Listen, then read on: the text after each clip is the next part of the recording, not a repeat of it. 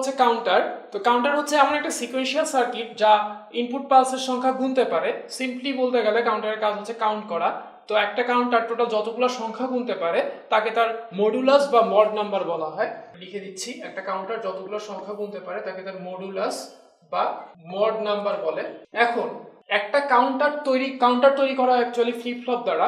তো একটা কাউন্টার তৈরিতে তুমি যদি n সংখ্যক ফ্লিপ ফ্লপ ইউজ করো তাহলে কাউন্টারটা generally 2 to the power n সংখ্যক সংখ্যা গুনতে পারে। তাহলে আমি বলতে চাই যে একটা কাউন্টার তৈরিতে n সংখ্যক ফ্লিপ ফ্লপ ইউজ করলে কাউন্টারটা টোটাল সংখ্যা গুনতে পারে 2 টু দি পাওয়ার n সংখ্যক। ঠিক আছে, 0 থেকে 2 টু দি পাওয়ার n-1 পর্যন্ত সংখ্যাগুলো সে গুনতে পারে। তাহলে সেক্ষেত্রে কাউন্টারটার মডুলাস হয় 2 টু দি পাওয়ার n। ঠিক আছে, তো কাউন্টারের বিভিন্ন ধরনের শ্রেণী বিভাগ আছে।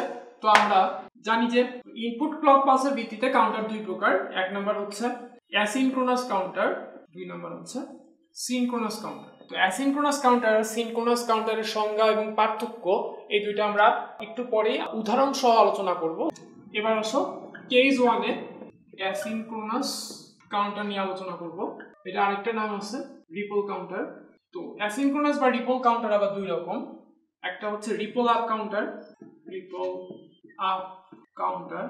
রিপল আপ কাউন্টার হচ্ছে যে কাউন্টারটা ছোট থেকে বড় সংখ্যা গুনে, যেমন 0 1 2 3 4 এইভাবে গুনতে পারে, অ্যাসেন্ডিং অর্ডারে গুনে, সেটাকে বলা হয় রিপল আপ কাউন্টার। যেমন 0 1 2 3 এইভাবে গুনে। আর এটা হচ্ছে ripple down counter. Ripple down counter হচ্ছে যে কাউন্টার বড় থেকে ছোট সংখ্যা কাউন্ট করে, অর্থাৎ ডিসেন্ডিং অর্ডারে কাউন্ট করে, যেমন 7 6 5 4 3 2 এইভাবে কাউন্ট করে, সেই কাউন্টারকে বলা হয় রিপল ডাউন কাউন্টার। এখন ফার্স্টে আমরা আলোচনা করি রিপল আপ কাউন্টার। তো আমরা একটা 3 বিটের রিপল আপ কাউন্টার তৈরি করব। 3 বিট কাউন্টার তৈরি করতে পারলে 4 বিট 5 বিট যে কোনো সংখ্যক বিট তোমরা নিজেরাই তৈরি করতে পারবা। তো 3 বিটের রিপল আপ কাউন্টার আসলে আমরা তৈরি করি। দেখো 3 বিটের রিপল আপ কাউন্টার, ওকে, 3 বিটের কাউন্টার মানে এখানে 3টা ফ্লিপ ফ্লপ ইউজ হবে। 3টা ফ্লিপ ফ্লপ ইউজ হবে এবং এই কাউন্টারটা টোটাল অর্থাৎ 8টা সংখ্যা গুনতে পারবে। অর্থাৎ এই কাউন্টারে টোটাল 8টা ডিফারেন্ট স্টেট থাকবে। সো এই কাউন্টারটার মডুলাস হবে বা মড নাম্বার হবে 8। তো রিপল আপ কাউন্টার মানে ছোট থেকে বড় সংখ্যা কাউন্ট করবে। তাহলে শুরুতে আমরা ধরে নিই ভ্যালুগুলো হচ্ছে 000, এরপরে 001 010 011 100 101 110। তো দেখো কাউন্টারে টোটাল 8টা স্টেট থাকবে। 3 বিটের কাউন্টারের ক্ষেত্রে টোটাল 8টা স্টেট থাকবে। তো 8টা স্টেট এই টেবিলে আমি আঁকছি। এবার ডান দিকের কলামটার দিকে দেখো, ডান দিকের কলামের ভ্যালুগুলা 010101 প্রতিবার টগল করে মানে কি 0 থেকে 1 হয় বা 1 থেকে 0 হয়, অর্থাৎ কমপ্লিমেন্ট হয়। তো সবার ডান দিকের কলামের ভ্যালুগুলা প্রতিবার টগল করে। মাঝখানের কলামের ভ্যালুগুলোর দিকে দেখো 0011 0011, অর্থাৎ প্রতি 2 বার পর টগল করে। আর সবার বাম দিকের কলামের ভ্যালুগুলো দেখো প্রতি 4 বার পর টগল করে। তো আমি বলতে চাই যদি এটা 4 বিটের কাউন্টার হইতো তাহলে এখানে আরেকটা কলাম থাকতো। এই কলামের ভ্যালুগুলা প্রতি 8 বার পর টগল করতো। যেহেতু এখানে টগলের ব্যাপার স্যাপার আছে, তাই এই কাউন্টারটা তৈরি করতে আমরা টি ফ্লিপ ফ্লপ ইউজ করব। কারণ আমরা জানি টি ফ্লিপ ফ্লপের ট্রুথ টেবিলটা একটু মনে করে দেখি। টি ফ্লিপ ফ্লপের ইনপুটে যদি 1 হয় তখন ক্লক প্রেস করার সাথে সাথে আউটপুটের ভ্যালু টগল হয়ে যায়। আচ্ছা, আমরা টি ফ্লিপ ফ্লপ 3টা টি ফ্লিপ ফ্লপ নেই। 3টা টি flip flop, the input T0 T1 T2, এটা Q0 Q1 Q2, ওকে, এটা হচ্ছে ক্লক। আমি কিউ প্রাইম গুলো দেখাই নাই, এক্ষেত্রে লাগতেছে না, বাট দেখালেও কোনো অসুবিধা নেই। এখন দেখো টি ফ্লিপ ফ্লপের ট্রুথ টেবিলটা মনে করে দেখো। আমাদের যেহেতু এখানে টগলের ব্যাপার আছে, দ্যাটস ওয়াই আমরা কিন্তু ভ্যালুগুলো টগল করতেছে দেখতেছি। সো যেহেতু আমরা টি ফ্লিপ ফ্লপ দিয়ে টগল করাতে চাই এবং টি ফ্লিপ ফ্লপের ট্রুথ টেবিলটা মনে করে দেখো, টি ইনপুটের মান যদি 1 হয় তখনই আউটপুট টগল করে, আদারওয়াইজ কিন্তু টগল করে না। তাই আমরা প্রতিটা টি ইনপুটে 1 ভ্যালুটা দিয়ে রাখতেছি, কারণ টি ইনপুটের ভ্যালু 1 হলেই আউটপুট টগল করতে পারে। এবার প্রথম টি ফ্লিপ ফ্লপের ক্লক ইনপুটটা দিলাম এবং এখানে এই কথাটা বিশেষভাবে বলতেছি যে এই সিস্টেমটা ক্লকের নেগেটিভ ট্রানজিশনের সময় অ্যাক্টিভ হবে, অর্থাৎ নেগেটিভ ট্রানজিশনের সময় কাজ করবে। সো ক্লক ইনপুটটার নেগেটিভ ট্রানজিশনটা কিন্তু আমি এখানে আলাদা করে আইডেন্টিফাই করে দিছি। এবার আসো প্রথম ফ্লিপ ফ্লপের আউটপুট, এটা কিউ নট, এটা আমি দ্বিতীয় ফ্লিপ ফ্লপের ইনপুটের ক্লক ইনপুটের সাথে কানেক্ট করে দিলাম।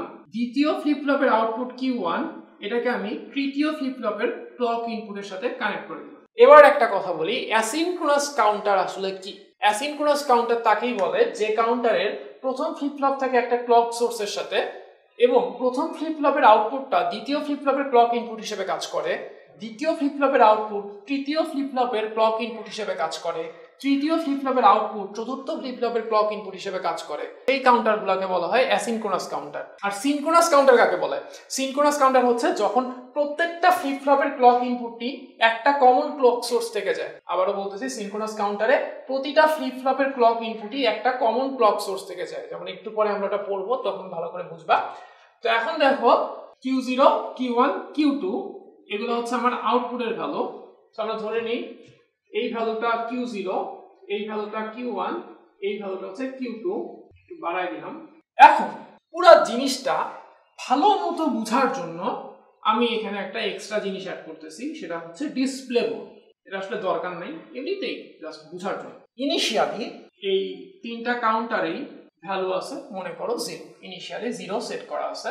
সামহাও আমি ইনিশিয়ালি 0 সেট করছি। ওকে, এখন দেখো, সো ইনিশিয়ালি প্রতিটা ফ্লিপ ফ্লপের আউটপুটের ভ্যালু 0, মানে আমরা ইনিশিয়ালি এই স্টেটে আসি 000। এখন দেখো প্রতিটা ফ্লিপ ফ্লপের ইনপুটের সাথে কিন্তু 1 কানেক্টেড। 1 কানেক্ট থাকলে টি ফ্লিপ ফ্লপের ইনপুটে 1 থাকলে কি হয়? ক্লক প্রেস করার পরে আউটপুট কিন্তু টগল করে। ওকে, এখন আরেকটা কথা আছে যে এই পুরো সিস্টেমটা কিন্তু ক্লকের নেগেটিভ ট্রানজিশনের সময় কাজ করবে। ওকে, ইনিশিয়ালি 000 আছে। এখন দেখো কি হচ্ছে, ক্লক প্রেস করতেছো, ক্লক ইনিশিয়ালি ছিল 0 ভোল্টে, যেই ক্লকটা প্রেস করলা সেটা 0 ভোল্ট থেকে 5 ভোল্টে উঠলো। তো ক্লক প্রেস করে ধরে আসো সেটা 5 ভোল্টেই আছে, 5 ভোল্ট চলতেছে। এখন কি হলো দেখো, তুমি যেই ক্লকটা প্রেস করলা, প্রেস করার আগ মুহূর্তে কিন্তু ক্লক ছিল 0 ভোল্টে। এখন যেই প্রেস করলা এটা উঠে গেল এবং প্রেস করে ধরে আসো, এটা যতক্ষণ ধরে আসো ততক্ষণ মনে করো যে এটা 5 ভোল্টে আছে, এবং যেই ছেড়ে দিলা ক্লকটা তখন কিন্তু এটা 5 ভোল্ট থেকে আবার 0 ভোল্টে নেমে আসলো। যেই ক্লকটা ছেড়ে দিলা 5 ভোল্ট থেকে যে 0 ভোল্টে নামলো, তখন কিন্তু একটা নেগেটিভ ট্রানজিশন ঘটলো। এবং এই নেগেটিভ ট্রানজিশনটা ঘটতে যে ছোট্ট সময়টা লাগে, এই সময়ে একটা সিগন্যাল এখানে আসলো, সিগন্যালটা হচ্ছে 1, অর্থাৎ 5 ভোল্ট আসলো। অর্থাৎ আমি বলতে চাই, যখন ক্লক ইনপুটে 1 আসলো, সিগন্যাল আসলো, তখন এই ফ্লিপ ফ্লপটা অ্যাক্টিভ হইলো। ফ্লিপ ফ্লপটা অ্যাক্টিভ হইলো এবং ফ্লিপ ফ্লপটা অ্যাক্টিভ হওয়ার মুহূর্তে দেখলো ইনপুটে আছে 1। তার মানে সে বুঝলো তার আউটপুটের ভ্যালুকে টগল করাইতে হবে। তার আউটপুটের ভ্যালু কি? তার আউটপুটের ভ্যালু হচ্ছে Q0, Q0 এর ভ্যালু হচ্ছে 0। তো 0 কে টগল করাইলে ভ্যালুটা হয়ে গেল 1। এখন দেখো প্রথম ফ্লিপ ফ্লপের আউটপুট 0 থেকে 1 হয়ে গেল টগল করে। এখন প্রথম ফ্লিপ ফ্লপের আউটপুট কিন্তু দ্বিতীয় ফ্লিপ ফ্লপের ক্লক ইনপুট হিসেবে কাজ করতেছে, এবং আমি বলছি পুরো সিস্টেমটা ক্লকের নেগেটিভ ট্রানজিশনের সময় অ্যাক্টিভ হবে। তো দ্বিতীয় ফ্লিপ ফ্লপের ক্লকটা দেখো 0 থেকে 1 হয়েছে, ট্রানজিশন ঘটছে, বাট ট্রানজিশনটা কিন্তু পজিটিভ ট্রানজিশন। 0 থেকে 1 হয়েছে। নেগেটিভ ট্রানজিশন কখন হয়? যখন 1 থেকে 0 হয়। তার মানে এইখানে যেহেতু পজিটিভ ট্রানজিশন ঘটছে, সো এই ক্লকটা কিন্তু অ্যাক্টিভ হবে না। এই ফ্লিপ ফ্লপটা তখনই অ্যাক্টিভ হবে যখন এর ক্লক ইনপুটটা 1 থেকে 0-তে নামবে, অর্থাৎ নেগেটিভ ট্রানজিশন ঘটবে যেই মুহূর্তটাতে, সেই মুহূর্তটাতে এই ফ্লিপ ফ্লপটা অ্যাক্টিভ হবে। সিমিলার কথাটা এই ফ্লিপ ফ্লপের জন্য প্রযোজ্য। তাহলে কি দেখতেছি, প্রথম ফ্লিপ ফ্লপের ভ্যালুটা টগল করে 0 থেকে 1 হলো, এবং এর ফলে দ্বিতীয় ফ্লিপ ফ্লপের কোনো চেঞ্জ হলো না। দ্বিতীয় ফ্লিপ ফ্লপ ইনঅ্যাক্টিভ অবস্থায় থাকলো এবং এর ভ্যালু আগে 0 ছিল, এখনো 0ই আছে, এবং তৃতীয় ফ্লিপ ফ্লপের ভ্যালু 0 ছিল, 0ই আছে। তাহলে আমরা একবার যখন ক্লকটা প্রেস করলাম তখন আমরা এই স্টেটে চলে আসলাম। এবার আসো, আমরা সেকেন্ড টাইম যখন ক্লকটা প্রেস করছি পুরো জিনিসের কোনো চেঞ্জ নাই, বাট ক্লকটা যেই ছেড়ে দিলাম, অর্থাৎ ছেড়ে দেওয়ার সময় কি হলো, ক্লকটা 5 ভোল্ট থেকে 0 ভোল্টে নামলো, ওই যে নেগেটিভ ট্রানজিশনটা ঘটলো সেই সময়ে কিন্তু এই ভ্যালুটা আবার টগল করবে, কারণ টি ইনপুটে 1 দেয়া আছে। এই ভ্যালুটা এবার আবার টগল করলো, 1 থেকে টগল করলে ভ্যালুটা হয়ে যাবে 0। এবার দেখো, যেহেতু Q0 এর মান টগল করলো এবং 1 থেকে 0 হইলো, এবং Q0 কিন্তু দ্বিতীয় ফ্লিপ ফ্লপের ক্লক ইনপুট হিসেবে কাজ করতেছে, সো আমি বলতে চাই যে দ্বিতীয় ফ্লিপ ফ্লপের জন্য কিন্তু ক্লকের নেগেটিভ ট্রানজিশন ঘটছে, অর্থাৎ ক্লকের মান 1 থেকে 0 হয়ে গেছে। সো এই ক্ষেত্রে কিন্তু দ্বিতীয় ফ্লিপ ফ্লপটা অ্যাক্টিভ হবে, আর দ্বিতীয় ফ্লিপ ফ্লপ যখন অ্যাক্টিভ হবে তখন সে দেখবে তার টি ইনপুটের ভ্যালু হচ্ছে 1। তার মানে তার আউটপুটকে সে টগল করাবে। তার আউটপুট ছিল 0, সে টগল করা করবে হচ্ছে 1। এখন দ্বিতীয় ফ্লিপ ফ্লপ Q1টা কিন্তু আবার তৃতীয় ফ্লিপ ফ্লপের ক্লক ইনপুটে আছে। তৃতীয় ফ্লিপ ফ্লপের ক্লকের মান 0 থেকে 1 এ উঠছে, তার মানে পজিটিভ ট্রানজিশন ঘটছে, বাট সিস্টেমটা তখনই কাজ করবে যখন নেগেটিভ ট্রানজিশন ঘটবে। সো তৃতীয় ফ্লিপ ফ্লপ কিন্তু অ্যাক্টিভ হবে না, দ্যাট মিন্স তৃতীয় ফ্লিপ ফ্লপের আউটপুটের কোনো চেঞ্জ হবে না, এটা 0ই থাকবে। তার মানে ক্লকটা যখন আমি সেকেন্ড টাইম প্রেস করছি তখন আমার স্টেটগুলো হচ্ছে 0 1 0 0 1 0, অর্থাৎ আমরা এখানে চলে আসছি। এবার আসো ক্লকটা আমরা থার্ড টাইম প্রেস করব। ক্লকটা যখন আমি থার্ড টাইম প্রেস করব কোনো চেঞ্জ নেই, বাট যেই ছেড়ে দিলাম ক্লকটা তখনই কিন্তু আমার নেগেটিভ ট্রানজিশন ঘটলো। আর নেগেটিভ ট্রানজিশন ঘটা মানে হচ্ছে প্রথম ফ্লিপ ফ্লপের ভ্যালুটা টগল করবে 0 থেকে 1 হবে। দেখো প্রথম ফ্লিপ ফ্লপের ভ্যালু অর্থাৎ কিউ নট এর মান 0 থেকে 1 হয়েছে, অর্থাৎ পজিটিভ ট্রানজিশন করছে। যেহেতু কিউ নট আবার এই ফ্লিপ ফ্লপের ক্লক, সো এই ক্লকটার কিন্তু পজিটিভ ট্রানজিশন করছে, সো এটা কিন্তু আর অ্যাক্টিভ হয়নি। আর এটা যদি অ্যাক্টিভ না হয় এটার ভ্যালু আনচেঞ্জ থাকবে, আর ভ্যালু যদি আনচেঞ্জ থাকে তাহলে এই ফ্লিপ ফ্লপও ইনঅ্যাক্টিভ অবস্থায় থাকবে, সো এটার ভ্যালু আনচেঞ্জ থাকবে। সো ক্লকটা যখন তুমি থার্ড টাইম প্রেস করলা তখন ডিসপ্লে বোর্ডে দেখাচ্ছে কিন্তু 0 1 1, অর্থাৎ 3 এর বাইনারি। ওকে, তাহলে আমরা এখন চলে আসছি 0 1 1 এই স্টেট। এখন চিন্তা করো তুমি আবারও ক্লক প্রেস করলা, আবারও কি হলো নেগেটিভ ট্রানজিশন ঘটলো, আবারও এই ভ্যালুটা টগল করলো, এই ভ্যালুটা টগল করলে ভ্যালুটা হয়ে গেল 1 থেকে 0।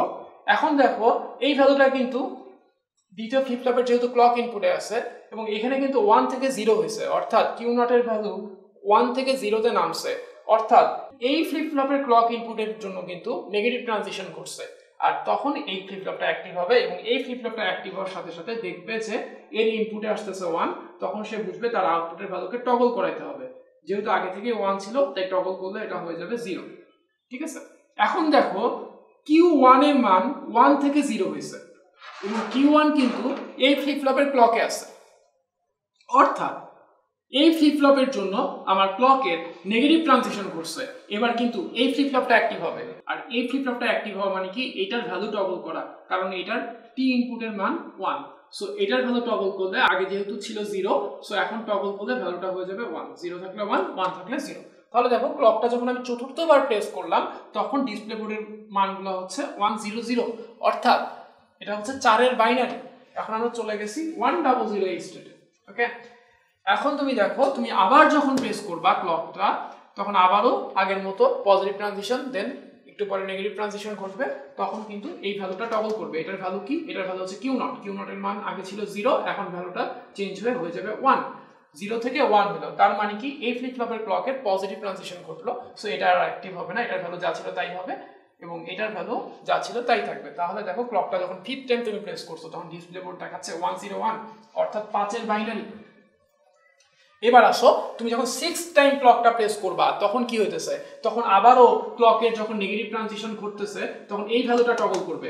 কিউ নট এর মান যদি টগল করে কিউ নট 1 থেকে 0 হবে, আর কিউ নট 1 থেকে 0 হওয়া মানে কি এই ক্লকের নেগেটিভ ট্রানজিশন ঘটা, আর এই ক্লকের নেগেটিভ ট্রানজিশন মানে এবার এই ফ্লিপ ফ্লপের ভ্যালু টগল করবে। এই ফ্লিপ ফ্লপের আউটপুট যদি টগল করে, আগে ছিল 0 এখন টগল করলে হয়ে যাবে 1, তার মানে এই ফ্লিপ ফ্লপের আউটপুট Q1 এর মান 0 থেকে 1 হয়েছে, অর্থাৎ এই ফ্লিপ ফ্লপের ক্লকের ট্রানজিশন ঘটছে, বাট ট্রানজিশনটা পজিটিভ ট্রানজিশন। যেহেতু ট্রানজিশনটা পজিটিভ ট্রানজিশন, সো আউটপুটের ভ্যালুর কোনো চেঞ্জ হবে না, যা ছিল তাই থাকবে। সো ক্লকটা যখন তুমি 6 টাইম প্রেস করলা তখন ডিসপ্লে বোর্ডের ভ্যালু হচ্ছে 1 on 0, অর্থাৎ 6 এর বাইনারি। ওকে, এবার আসো ক্লকটা আমি 7 টাইম প্রেস করলাম, সপ্তমবার, তখন কি হলো? আবার আগের মতোই পজিটিভ ট্রানজিশন হইলো, তারপরে কিছুক্ষণ পরে যেই নেগেটিভ ট্রানজিশন ঘটলো তখন এই ভ্যালুটা টগল করবে। এই ভ্যালুটা টগল করলে কি হবে? টগল করলে হবে 0 থেকে 1।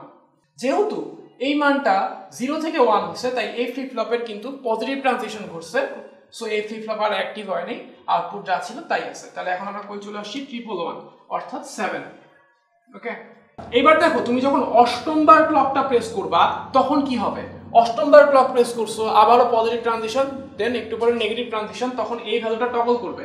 এই ভ্যালুটা টগল করলে 1 থেকে 0 হবে। 1 থেকে 0 হওয়া মানে কি এই ক্লকের নেগেটিভ ট্রানজিশন ঘটা, আর এই ক্লকের নেগেটিভ ট্রানজিশন ঘটা মানে এই ফ্লিপ ফ্লপটা অ্যাক্টিভ হওয়া, আর এই ফ্লিপ ফ্লপ যখন অ্যাক্টিভ হবে সাথে সাথে এটার আউটপুটকে টগল করবে। এটার আউটপুট হচ্ছে Q1, Q1 এর ভ্যালু টগল করলে হয়ে যাবে 0, এবং Q1 যদি 0 হয়, আগে ছিল 1 এখন হলো 0, তার মানে কিন্তু এই ফ্লিপ ফ্লপের ক্লকের ইনপুটটা, তার মানে কিন্তু এই ফ্লিপ ফ্লপের ক্লক ইনপুটটার নেগেটিভ ট্রানজিশন ঘটলো।